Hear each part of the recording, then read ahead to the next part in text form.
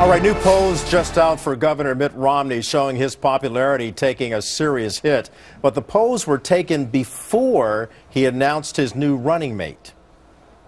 In this critical time, one of the few that stood up and fought for principle and said, I have ideas to get America back on track is this person I've chosen to be my running mate. So can Congressman Paul Ryan help Governor Romney hit the reset button, and actually go up in the polls, who used the ailing economy, by the way, to get through to voters at a North Carolina rally earlier today? Since President Obama took office, 71,000 jobs lost in North Carolina. 435,000 people out of work in North Carolina. You know what, North Carolina? We can do better than this. Help is on the way. All right, he says help is on the way. Let's bring our campaign insiders, John LaBoudiere, and former Republican congressman for New York, and Pat Caddell, a Fox News contributor and a former poster for President Jimmy Carter, and Doug Schoen, he too a Fox News contributor and former poster for Bill Clinton. All right, let's go right to the polls right now, gentlemen. We're going to look at the Fox News poll, which revealed something that was startling just before this announcement was made, the 2012 presidential election, showing that President Obama was gaining in popularity among the vote, 49% to 40%. How does this affect the announcement that Paul Ryan is now the running mate for Governor Romney? Well, Kelly, I think the fact that in many polls the president had sort of moved ahead a little bit lately probably played into the Romney team's decision not to pick a safe choice, but to go bold. Now, the three of us for months on this show had been urging the Romney campaign to get off all the negative stuff and go positive, go big, go bold. And while this is a very controversial pick, I have to say one thing about it that is, for all Americans, it's good, is that Ryan's presence on the ticket is going to force the country, finally, to debate something that we candidates in both parties for decades have been told you can't talk about, Social Security or Medicare. They are the third rails of American politics. For the next 85 days, it's going to be talked about. And the country needs to face up to this thing because we're going to go broke. Well, John, you surprised me as a Republican actually stating that it's a controversial pick, but as you say, a good pick because it puts the topic on the table. So, Pat, with John stating that, the controversial yet good, how are you weighing in on this issue? Is it the right move for Governor Romney? Well, let me say, first of all, it is a bold move, but a very high-risk move. When I said bold, I meant someone like Mario, like Rubio, not Ryan, who I have thought all along represents a danger. Now, it may be that John's right, and that this presidential election will go to big grounds, the crisis over the deficit and so on. But let me tell you about how Democrats are reacting. Democrats are reacting, what's there not to like about the candidate of the rich picking a vice presidential candidate who is the man who wants to privatize Medicare? Just what's there not to like about this? It is putting on an issue that Republicans generically have a problem every time they touch entitlements, because in the DNA of the American voter, and we've said this over and over, Medicare, Social Security, Americans believe they want to gut them, just like they believe Democrats want to raise taxes and spend us into oblivion. This puts it on an issue, and the risk here is high risk. It might work. But if it doesn't, it not only seals the presidential race, it could cost the Republicans, the Congress, and the Senate both. But, Doug, this is something that the president had always wanted. He wanted to talk about the issues at hand, showing two Americas or two ideologies for the future of America in moving forward. He says that they're moving backward. This plays directly into the core themes, Kelly, of the Obama campaign. Rich against everybody else. Two views of America. Bottom line, we're in an economic crisis, and what the Republicans are doing is creating a debate about the social safety net. My take is that this is, as Pat and John both said, a controversial choice. It could lead to the kind of debate the Republicans want, but it's high risk, and it's not for sure at all. Well, let's look at how this is affecting the daily tracking polls. If we can bring those up right now, we'll compare those to the poll that was taken before the announcement of Congressman Pat Ryan to the Governor Mitt Romney team. And we can see there the daily presidential tracking poll, according to Rasmussen, showing the Governor Romney at 46%, President Obama at 44%. Gentlemen, you're way in on this. How does this relate? Before he picked Congressman Ryan, when we got ready for the show today, we debated these polls and how we were going to talk about them today, because we try to examine on this segment every Gallup week. Poll as well as you speak there, yeah, John. there's you can see a Gallup poll showing a tie race, and we always try to get the answer to this question, Kelly. What is the state of the race as of 5:30 Sunday afternoon? And is it 9 points for Obama? Is he quite handily ahead? Or is it a close tie, like that poll?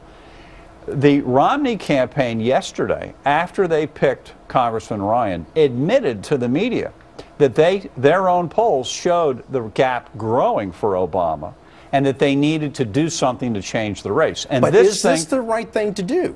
Well, time will tell. Okay. We will know, but I'll say this. We have said for some time this is Romney's election to lose, and the truth of the matter is he's been losing it.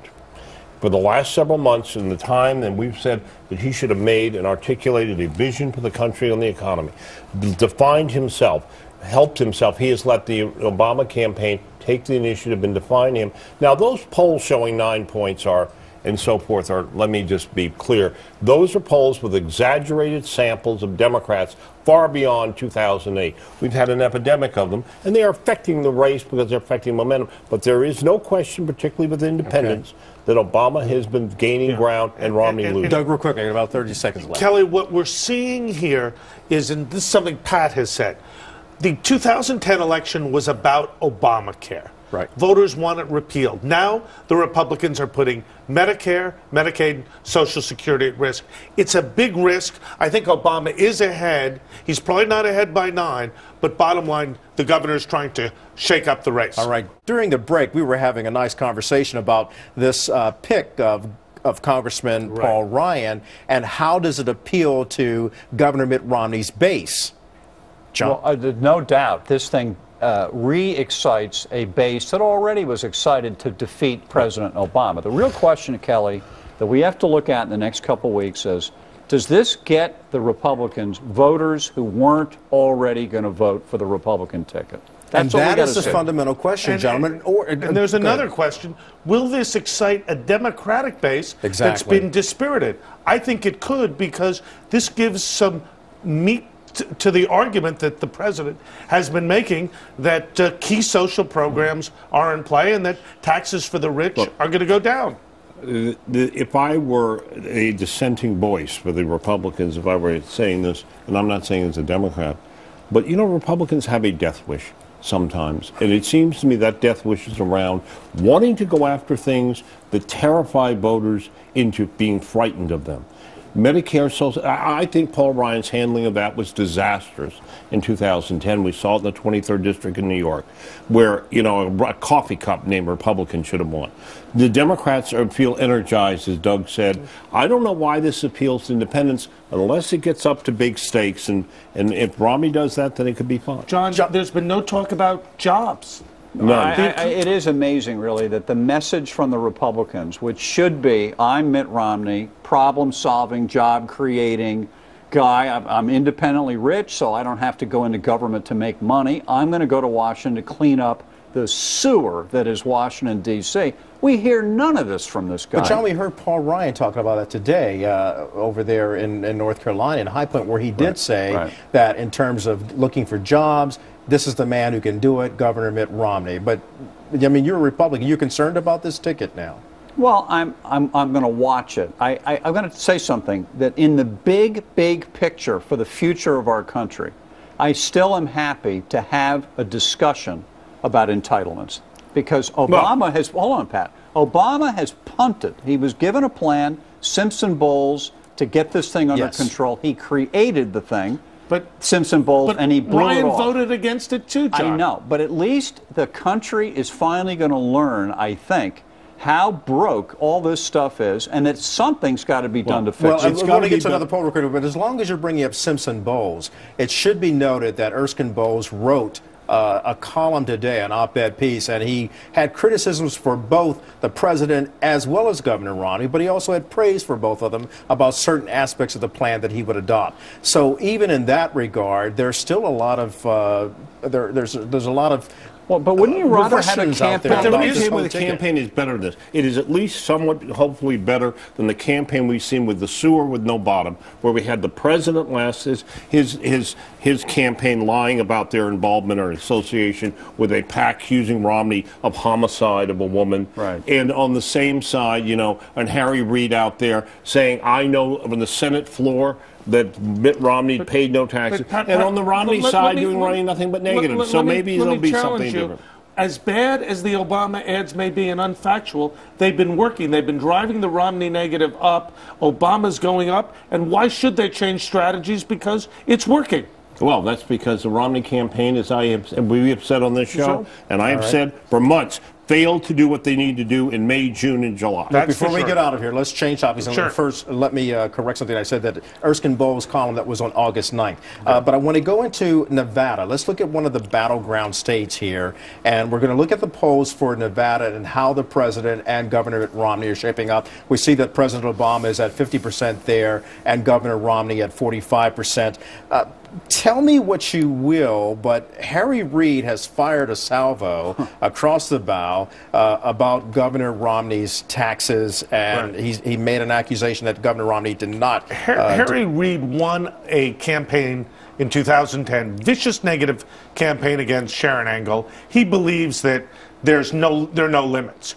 Given Paul Ryan, given the prevalence of Hispanic and African American and indeed low-income white voters, I believe the Ryan plan plus the aggressiveness of Reid puts both Nevada and indeed the Southwest more firmly in the Democratic camp. Look, there's no, what appeal does Ryan have to Hispanic voters? None. Which are key. And let me just say about older voters, the older voters, a lot of people are retiring in Nevada. But you look at Pennsylvania, Florida, and Iowa, and I've got to go, oh my gosh, if Medicare is the issue, then there'll be some real questions about whether this was... All right, John, last word real quick, because I want to show that the full screen for Latino decisions is basically showing that President Obama has 69% to Governor Romney's 20% in Nevada. This is the biggest distress of all, is that since winning the nomination, in effect in March, Governor Romney has done nothing to heal up the damage among Hispanics, independents, and women voters. I haven't done it. And this announcement doesn't do anything. It excites the base, but does nothing for those voters. I see your passion.